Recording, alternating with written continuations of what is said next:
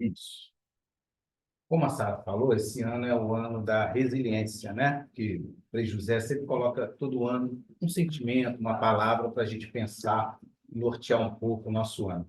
E aí vem a resiliência. E aí, na terça passada, eu falei, à noite eu falei de tarde, e aí eu falei sobre a resiliência em si, né? Da importância da resiliência para a nossa evolução, para a conquista, né? De novas virtudes, de novas qualidades, enfim, para poder vivenciar bem as novas experiências. Mas que a resiliência não era dada de graça, não era um sorteio divino onde você nasce com resiliência, você não, você não era assim, não é uma loteria divina. Na verdade, essa resiliência, ela era conquistada ao longo da evolução. Eu chamei a atenção de que, lembrando, a evolução para nós espíritas não é só agora do nascimento, mas das outras encarnações anteriores. Então, essa resiliência vem há muito tempo sendo trabalhada pelo nosso espírito. E nessa encarnação não seria diferente. Nós, desde o momento que nascemos, nós estamos trabalhando essa resiliência. E a forma que a gente tem para trabalhar essa resiliência é através das experiências com o outro, né? A gente não cria resiliência sozinho. A gente, ainda que esse trabalho seja íntimo, pessoal, né? Você com você, mas você precisa do outro no nível da experiência com o outro, né? Na relação com o outro, para que você, pouco a pouco, vá desenvolvendo essa resiliência. Que a Sara hoje falou, né? Ela repetiu novamente que a resiliência é justamente essa nossa capacidade de vivenciar uma dificuldade, um desafio, uma situação difícil, um sofrimento, uma dor, e após essa vivência, a gente volta a um estado de harmonia e de equilíbrio novamente. A gente vivencia, mas aquilo não nos puxa para baixo, mas, na verdade, é um processo, a resiliência é isso, é um processo de aprendizado de educação.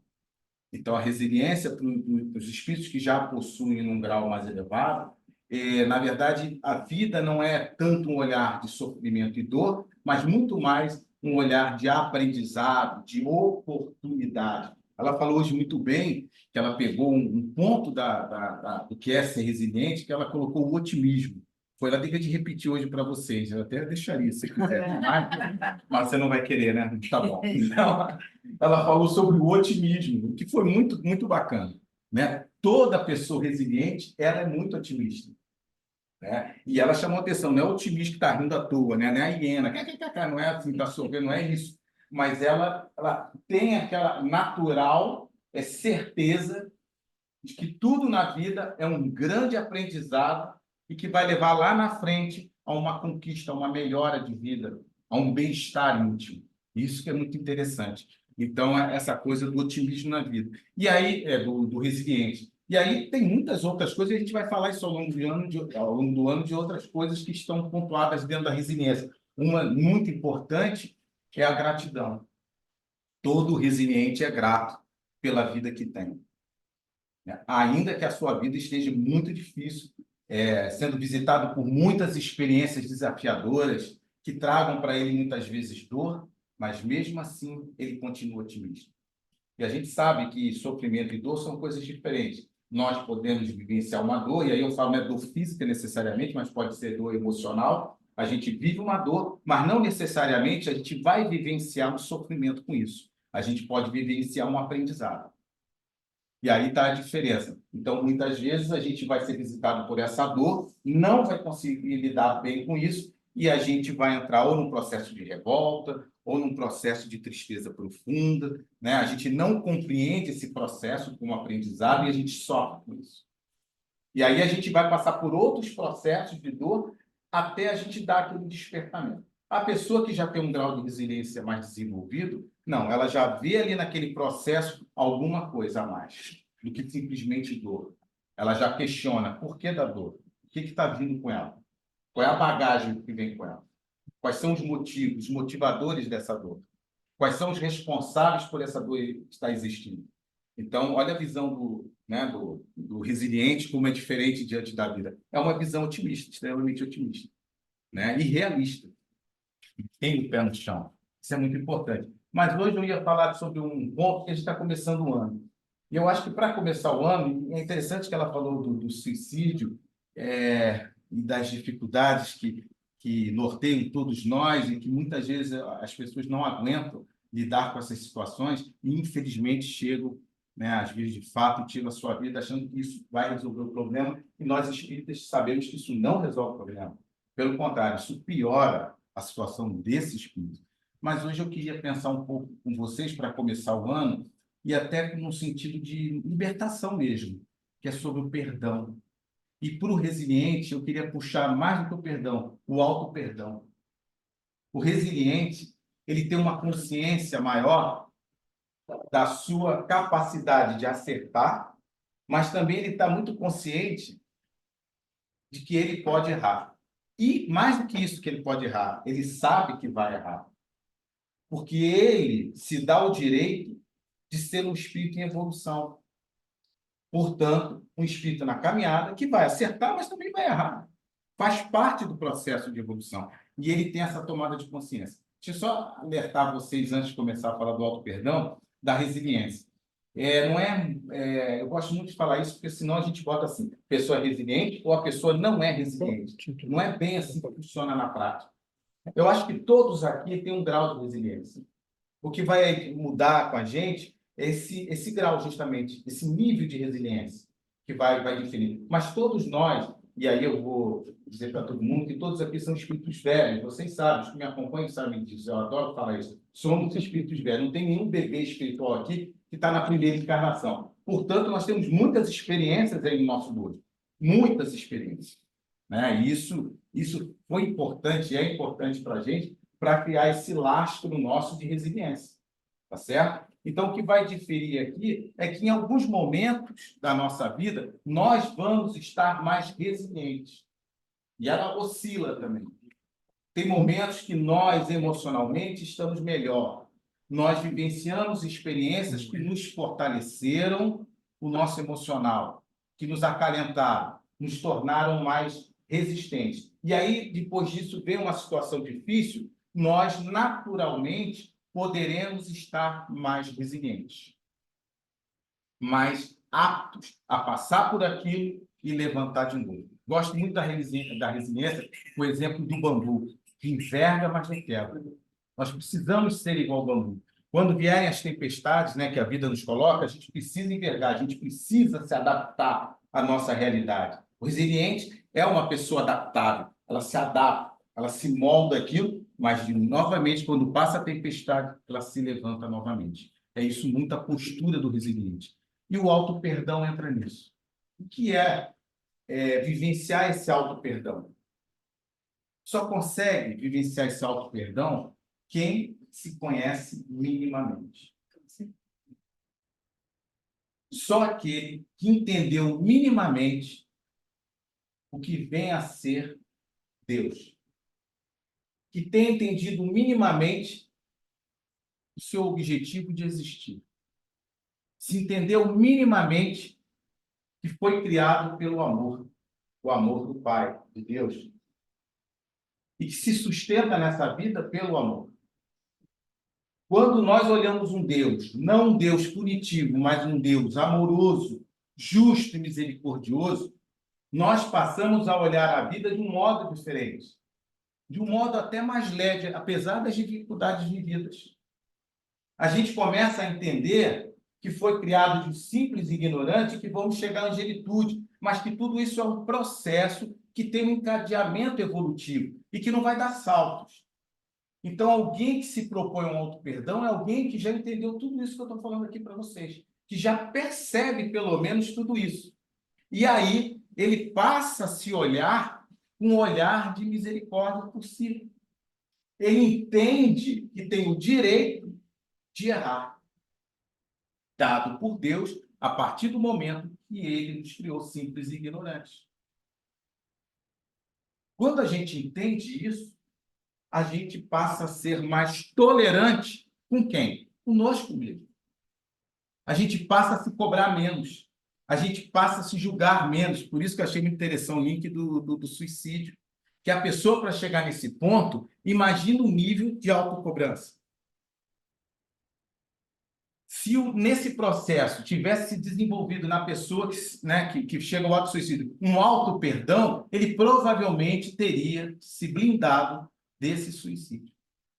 Faltou auto-amor, que acompanha o auto-perdão. Então, é um processo muito importante que a gente passe a se colocar nesse contexto da vida de forma adequada. E não na vida como se fôssemos eternos pecadores que não temos saída.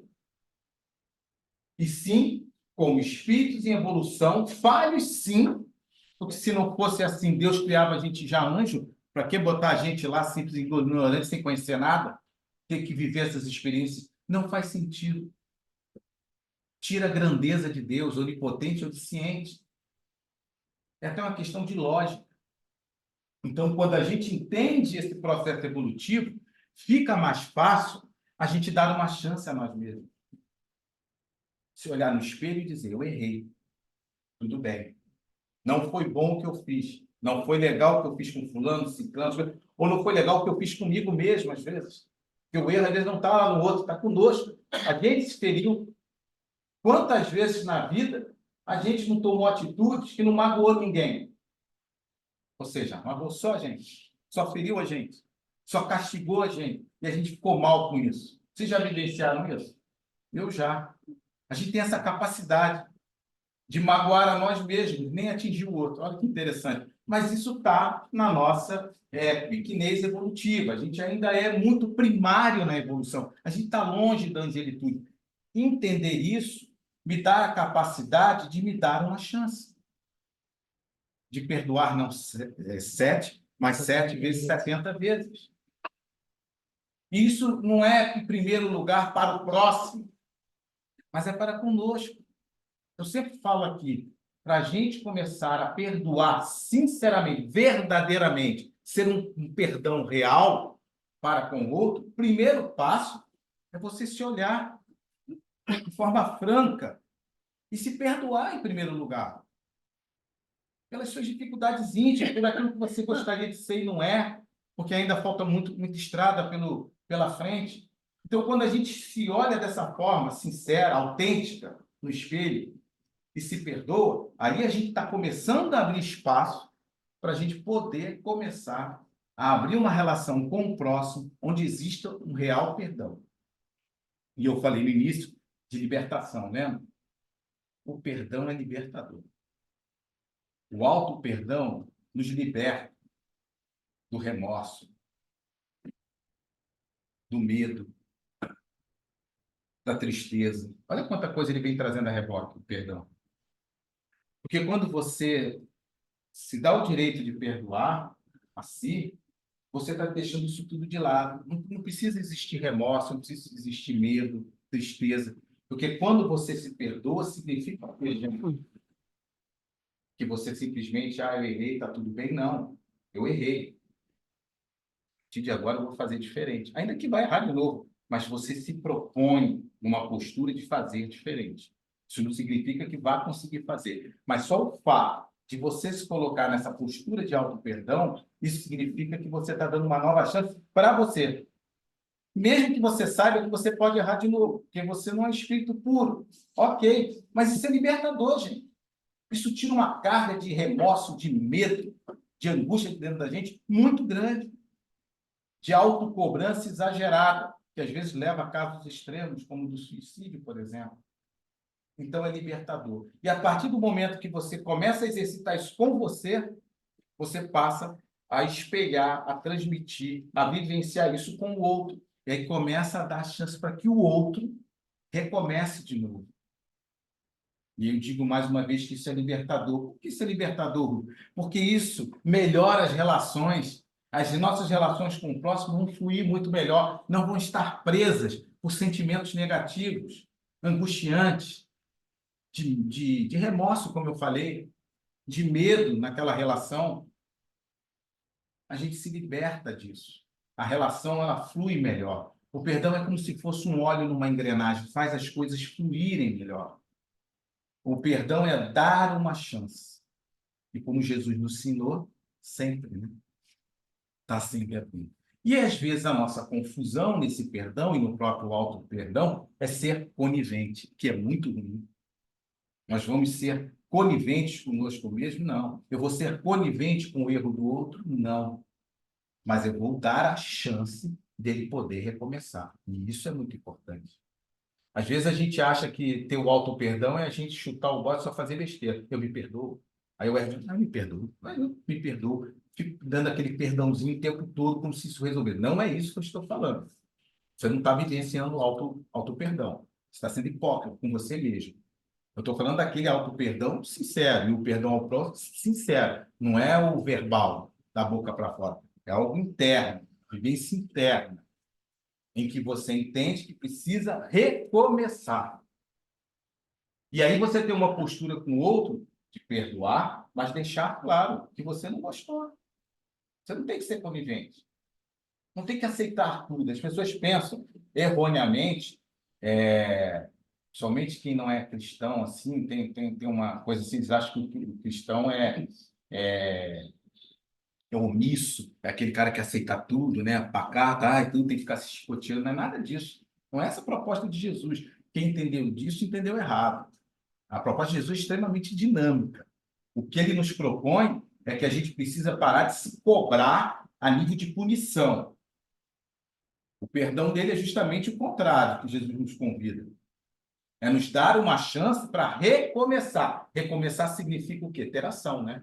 Não é ficar naquele ciclo vicioso, errando e pedindo desculpa o tempo todo. Não é isso. Então, o perdão que Jesus propõe é um perdão extremamente ativo. E onde você se posiciona, você tem que dizer, não gostei, Sara, tudo bem, te perdoo. No meu sentido, quando eu falo que eu perdoo a pessoa, não quer dizer que eu estou concordando com o que ela fez.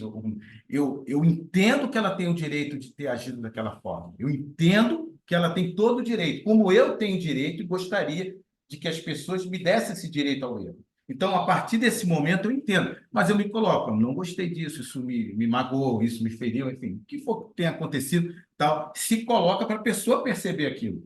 E a pessoa também poder entender nessa relação o que está acontecendo de errado e ela tentar mudar também.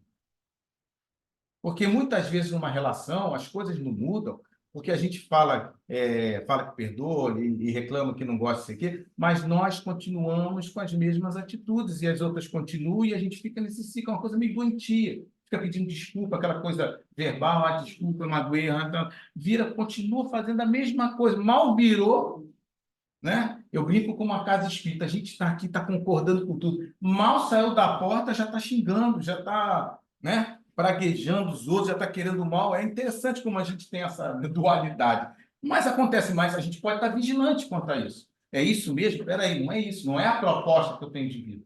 Não é isso que eu quero para mim. E aí eu vou construindo minha relação numa nova base de relação. E aí esse auto-perdão entra muito forte nessa relação, onde você se dá o direito ao erro de recomeçar e você vai dar aos outros que estão à sua volta o direito de recomeçar. E é interessante vocês talvez pensando, mas o que isso tem a ver com resiliência? Tudo. Porque a pessoa que tem essa resiliência mais desenvolvida, ela entende isso aí. A relação com o outro é diferente. A relação com a experiência é diferente.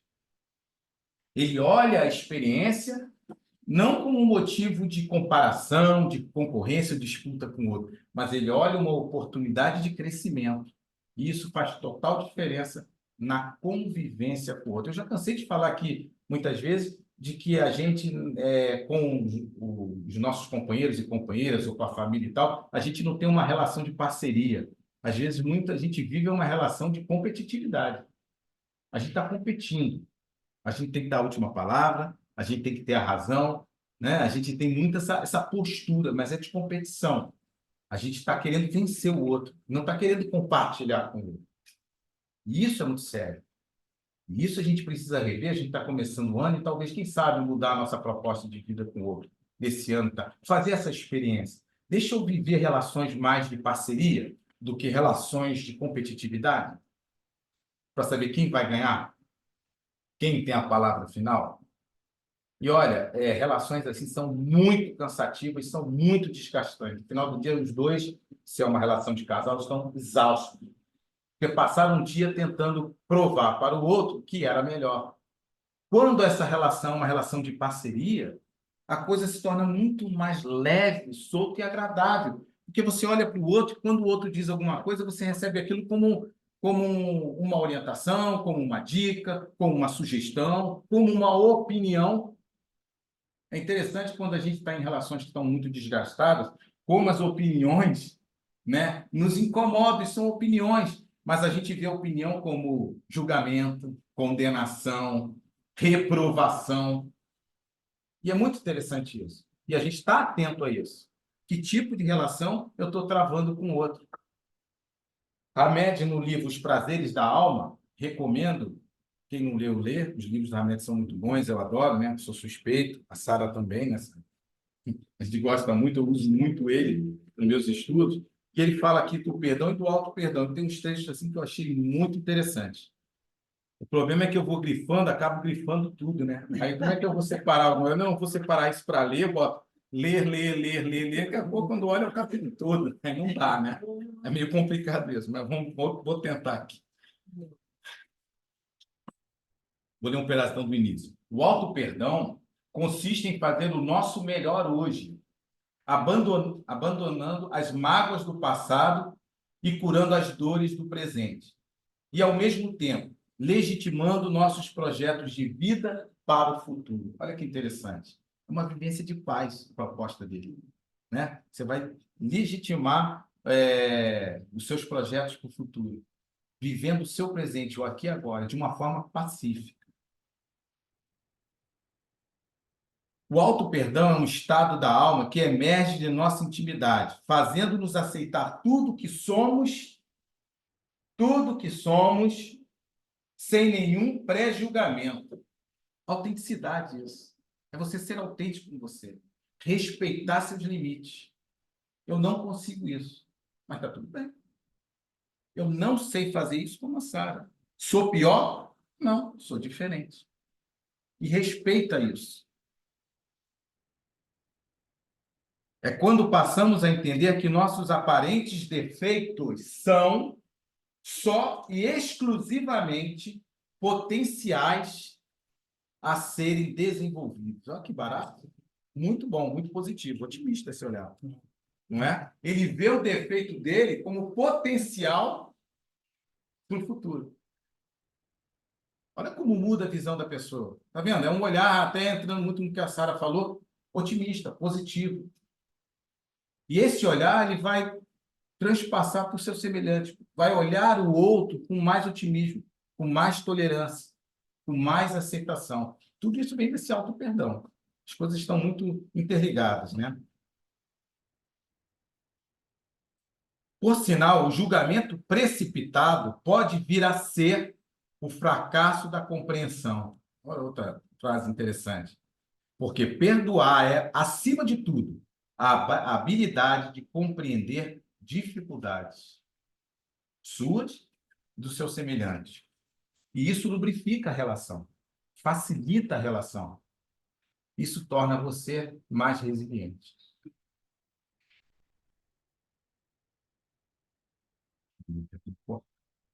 À medida que perdoamos nossos desacertos, começamos também a perdoar a falta dos outros. É aquilo que eu falei para vocês. Quanto mais compreendermos o outro, avaliando e validando o que ele pensava e como se sentia na hora da indelicadeza, mais facilmente aprenderemos a nos perdoar.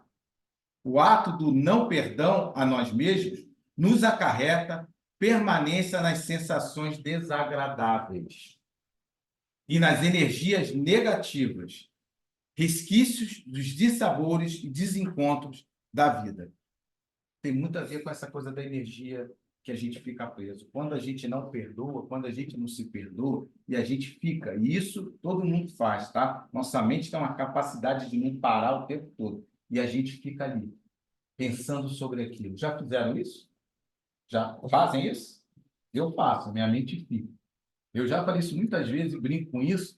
Não deveria nem brincar, porque é sério, né? Mas eu falo, às vezes eu brigo nos meus pensamentos, lógico que eu ganho. Porque se está dentro de mim, eu vou dar razão para o outro. Não, meu orgulho não deixa. Aí eu fico, aí eu discuto mentalmente. canso de me pegar nessas pegadinhas. É o que eu falo isso aqui, né? Mas eu ainda me pego fazendo isso. Isso que é o mais interessante. Mas daí é a aceitação, tem que pensar.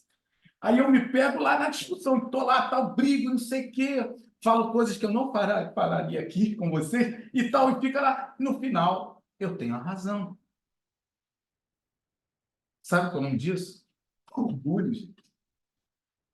É a necessidade que você tem íntimo e a mente trabalha, porque você tem que vencer. Nós nascemos para sermos vencedores, só que esqueceram de dizer que é vencedor não do outro, é de si mesmo. A gente não entendeu isso, está tentando vencer do outro. A vida fica uma disputa cansativa. E a gente leva essa disputa para a nossa casa, para a nossa família, para os nossos companheiros e companheiras. E dá no que dá. Vira porta-retrato. Porque na convivência é o angu de caroço. Então, a gente, quando está nesse processo muito preso a mágoas, a julgamentos, a gente cria um mecanismo mental de ficar pensando nisso. Isso vai gerando uma energia. E Sara também falou isso hoje, até brincando, e isso vai gerando uma energia, isso vai gerando uma psicosfera. E isso chama quem? Vai chamar aquele que perdoa, que é bonzinho, que está afim de ficar numa boa com os outros e consigo mesmo? Não. Quem é que vai vir para fazer companhia à tua energia que você está emanando? Aqueles que pensam como você, que estão vibrando com isso, que gostam de viver esse tumulto. Então, a gente vai atraindo esses espíritos para a nossa convivência. E aí pioramos mais ainda o que parecia não poder piorar, porque eles vão nos incentivar a continuar sendo do jeito que a gente está sendo. E aí vem aquelas historinhas que eu falei que a gente bota na cabeça e fica imaginando que você está brigando com fulano, você não conseguiu lá no tete a tete, né, colocar uma solução e se sentir vitorioso. Aí você sai daqui do Aliança e leva isso em diálogo mental e cria aquela, né, plasma uma encenação toda onde você vai ter razão, lógico. E aí os obsessores, eles se aproximam de você. Opa, olha que interessante, ele pensa como a gente, não sei o quê. E aí eles começam e vão estimulando. E isso vai se passando. E aí a gente se perde. E aí dificilmente a gente vai viver uma resiliência. Porque a gente não vai ter capacidade de fazer igual o bambu e voltar. Porque a gente, quando for, a gente está tão pesado de mágoas, de rancores, de raivas, de orgulho, de querer ser o dono da razão, que o peso é tanto que o bambu quebra, ele não enverga. Então a gente precisa tirar isso, fazer uma raspagem no nosso espírito, para a gente ficar um pouco mais leve. Opa, opa, e a gente ter capacidade de enxergar as coisas como elas de fato são, e não no prisma do orgulho que a gente tem. Porque nós somos míopes espirituais. Nós temos uma miopia. A gente não consegue enxergar de fato a realidade. A gente turva a visão da realidade com o nosso orgulho e a nossa vaidade. A gente traça e monta um cenário de acordo com aquilo que vai satisfazer o nosso orgulho. E aí complicamos tudo. Dificilmente alguém orgulhoso perdoa, né, gente? Porque ele não vai se admitir sendo ofendido. Não posso ser ofendido. Então, ele vai ficar sempre com aquela coisa na cabeça e aquele pensamento recorrente de raiva, de irritação, desejando que o outro se dê mal. Ele pode até não fazer nada, mas ele fica desejando. Isso é péssimo para a pessoa do outro lado que está recebendo essa energia, esse pensamento constante de raiva, de rancor, enfim, de pensamentos negativos. Então, é muito importante a gente desenvolver esse auto-perdão e essa relação onde o perdão esteja de fato presente. Que esse ano a gente possa exercitar bastante isso, esse perdão, que a gente der mais chance de recomeçar. Eu diria que o perdão a gente pode pensar como chance de recomeçar. Vamos dar mais chance a nós de recomeçar. Não vamos cobrar de nós demais, gente. A gente não consegue ser resiliente por se cobrando tanto. É o primeiro passo para a gente melhorar o nosso nível de resiliência, é um processo de aceitação. Vamos nos aceitar mais. Vamos dar a possibilidade que a gente pode errar. A gente não é perfeito.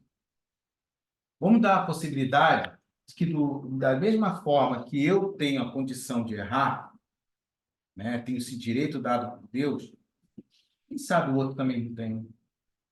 Quem sabe o outro também não precisa muito desse nosso olhar e dar uma nova chance. Às vezes, o que falta na nossa vida e nas nossas relações é dar essa chance. A gente dá uma chance sob condições. Já fizeram isso? Eu já. A gente dá, se, não, tudo bem, te perdoo, mas olha, se você não. Aí começa a lá dar um discurso. Sabe aquele negócio que enrola e sai no chão? Você tem toda uma regra de conduta, de forma do outro ser, para você perdoar. Ou seja, o outro não pode ser o que ele é. Ele tem que ser outra coisa, que ele não sabe o que é, o que você quer. Olha que coisa doida. Você faz com que o outro não seja autêntico, ele não pode ser ele tem que ser outra pessoa. E assim a gente constrói as nossas relações. Relações que não se sustentam, foram criadas em cima da areia e não em cima da pedra. E hoje o convite é justamente a gente pensar sobre isso. Quando eu fiquei pensando aqui, falar sobre resiliência e falar sobre algum sentimento, eu pensei muito nisso, assim. Para começar, a gente fala muito de projeto, né, do ano, o que que a gente vai fazer, vamos sei o quê, muita essa coisa. Eu falei, pô, mas qual a primeira coisa que a gente precisa para começar o ano? Para a gente esquentar as turbinas? Eu falei, cara, é se libertar. Como é que eu vou me libertar? Primeira coisa é me respeitando, me aceitando. Isso é auto-perdão. E tentando olhar o outro e respeitar o outro um pouco mais. Isso já faz as coisas fluir. A partir daí, vamos construir um novo ano. Você deu bases para que as relações possam funcionar. Se tiver muito julgamento, muita condenação, muita assim, esse jogo, esse cabo de guerra, né, que fala da COR, esse negócio, não vai dar certo. Vai ser um ano cansativo. E como a Sara falou, não sei se falou agora ou se falou de manhã, o ano está difícil, tá? Já começou animado, né? O negócio está animado. Então, a egrégora está pesada, né? As energias, olha quantas guerras, olha quanto desentendimento, olha a cidade como está nesse caldeirão. Ou a gente mergulha nesse caldeirão e oba e vai junto com essa atmosfera, ou a gente faz uma proposta diferente. Não, não quero isso para a minha vida. E o que eu preciso fazer é criar uma nova base para eu poder caminhar nesse terreno aí movediço, né? Que está à nossa volta na cidade, no planeta, enfim. E terminando, já que a proposta foi trazer coisas para que a gente pensasse e tal, não esqueço, isso também é interessante, que falamos muitas coisas antes da palestra, que a gente não esqueça, e vocês não esqueçam, que nós temos um aliado muito importante com a gente e que muitas vezes a gente banaliza ou quando vai vivenciar ele, a gente vivencia de uma forma assim, como se não tivesse muita importância. Falando de uma coisa muito simples, que é a oração. Não deixe de fazer suas orações diariamente. Não precisa de ser longo discurso, né? Uma frase bonita, nada disso, não precisa nem de proferir verbalmente, mas pode ser mentalmente, o silêncio lá, quietinho, de manhã quando acorda, de noite, não tem hora, a hora que você sentir vontade, a hora que você achar que precisa, mas façam as orações. Elas são muito importantes. Elas criam, ajudam a criar sintonias com os seus mentores espirituais. Criam uma condição favorável para que eles possam criar um vínculo mental com vocês e ajudar vocês nas suas decisões, nas suas escolhas. Não banalizem isso. E não tentem fazer preces, aquelas escritas. Né? Uma vez eu falei isso. Hoje eu falo isso muito. Antigamente eu teria vergonha de falar, mas hoje eu acho que eu estou mais sem vergonha, então eu falo, né? Aí às vezes eu ia fazer a prece, até eu chegar e ia dormir e falar, caramba, não fiz a prece. Eu sentar na cama, aí eu sentava, eu tenho que fazer a prece. Pai nosso que está em céu, santificado seja o vosso nome, venha a nós, vosso reino, seja feita a vossa vontade, assim na terra como no céu. Amém. Aí fazia o sinal da cruz ainda, resquício da Igreja Católica, da onde a gente vem, né? Tal. Vamos deitar, vamos dormir. O que eu fiz? Foi prece? Né? Foi muito mais um descarrego da minha ansiedade ali, da minha autocobrança, né? Auto-perdão, da minha autocobrança do que eu tinha que fazer. Ai, meu Deus. Ai, o Aliança, aí eu penso nos espíritos, eu não fiz a prece, sei que. Aí eu olho a cara da Sara, vem na tela mental, meu Deus. Não. Aí eu tento, pai, nossa, a missão dedicar, não, vamos lá, deixa eu me livrar. Aí eu deito, não adiantou nada. Não adiantou nada. Então, que a gente possa vivenciar essa prece de uma forma também verdadeira, autêntica, né? Que a gente entenda que aquele momento, de fato, está se criando uma boa sintonia. E a gente ora. E primeiro, agradeço. Agradeço por vocês terem chegado até aqui. A gente tem que agradecer muito. Lembre-se que a resiliência traz a gratidão. de entender tudo de bom que está acontecendo também, apesar dos pesares. E depois pedir sim, nós somos espíritos ainda muito limitados na evolução, peçam, não fiquem, vou pedir, não peçam. Tem gente que fala, não adianta pedir, porque Deus sabe o que você... Sim, ele que é Deus sabe, mas eu não sou Deus. Vai, né? Então, na minha insegurança, eu peço. Vai que ele esquece. Eu, como sou um ser inferior, eu vou pedir. Mesmo que ele já saiba daquilo tudo. Mas aquilo também a gente não entende. Mas nessa relação, você está num processo de humildade. Ele sabia quando você está pedindo? Você sente a tua fraqueza e se reporta ao Pai. Então, quando você está pedindo, você está reconhecendo a sua limitação e sua inferioridade perante Ele, perante a vida. E que você não tem resposta para tudo. Então, você recorre a Ele pedindo para que as coisas venham até você, que aconteça de uma forma saudável. Então, não se limitem, tá? Isso não tem contraindicação. Eu só não faço como eu fazia. Isso não é pressa. Isso é outra coisa que não é pressa.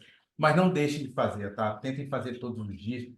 Às vezes a gente não tem esse hábito, mas a gente vai criando isso através de um exercício. De início fica uma coisa, às vezes, desconfortável para quem não tem hábito de orar, né? Fica uma coisa meio estranha, você se sente meio assim estranho fazer, mas depois aquilo vai fluindo, e aí vira um grande bate-papo, né? Eu, muitas vezes, já fiz preces curtinhas, objetivas, e outras eu fui muito prolixo. E conversei com Deus a beça. Foi altos papos, né? E eu tenho certeza que Ele me ouviu. Então, não deixem de usufruir desse momento, que é muito bom. Tá bom? Muita paz e vamos para a prece. Vamos para a prece. Sim. Isso. Senhor, agradecemos muito esses breves momentos de reflexão. Ainda que possamos não concordar com tudo que foi falado aqui, pensado, refletido, mas como é bom o momento em que a gente pode refletir. É nesse momento, Pai, que o Senhor nos permite, através da nossa inteligência, construída ao longo das múltiplas encarnações até hoje, e temos, através do raciocínio, a condição de pensar, encontrar soluções, caminhos, transformar situações, enfim, exercer o livre-arbítrio. Obrigado, Pai, pela capacidade que todos aqui têm de pensar, de raciocinar, de ter a inteligência para isso. Obrigado, Senhor. Obrigado por estarmos nesse ambiente propício, onde os nossos mentores espirituais carinhosamente estiveram e estão ao nosso lado, nos afagando, muitas vezes sem nos perceber,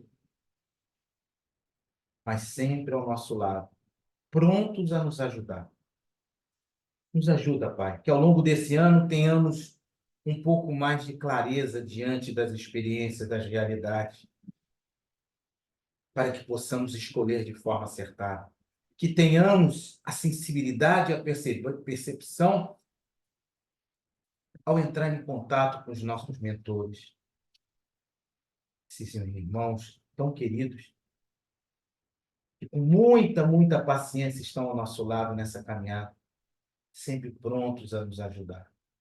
Nos ajuda, Pai, a termos a condição para estarmos mais próximos dele. Senhor, vamos agora para os passos. Nesse momento, eu te peço, nos tramita o teu amor infinito através desse momento singelo do passe. Que eu tenha o merecimento, através da tua misericórdia, de receber todos os elementos que eu preciso para o reequilíbrio do meu corpo, da minha alma.